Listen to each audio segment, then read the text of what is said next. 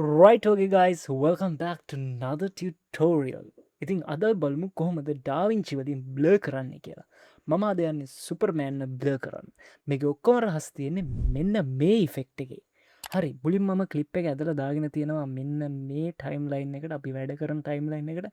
ඊට පස්සේ මම කරන්නේ සුපර්මෑන් උඩ ක්ලික් කරලා මේ ක්ලිප් එක උඩ ක්ලික් කරලා යනවා ඉෆෙක්ට්ස් වලට. ඉෆෙක්ට්ස් වලට ගිහිල්ලා රිසෝල් එෆෙක්ට්ස් වල ගෞෂන් බ්ලර් කියන ඉෆෙක්ට් එක ඩ්‍රැග් කරගෙන ඇවිල්ලා මෙන්න මේ සුපර්මෑන් උඩ ඩ්‍රොප් කරනවා. ඊට පස්සේ මෙන්න මේ වගේ ඔයාලා ලේසියෙන්ම සුපර්මෑන්ව බ්ලර් කරගන්න පුළුවන්. එහෙනම් අද ටියුටෝරියල් එක ක්ලික් වුණා නම් අපිව සබ්ස්ක්‍රයිබ් කරන්න, ලයික් කරන්න, ඔයාලා දන්න එඩිටර්ස්ලටත් මේක ෂෙයා කරන්න. මේක හරිම ලේසි ටියුටෝරියල් එකක්. එහෙනම් ඊළඟ ටියුටෝරියල් එකෙන් හම්බෙනකන් ඔයාලට ජය වේවා.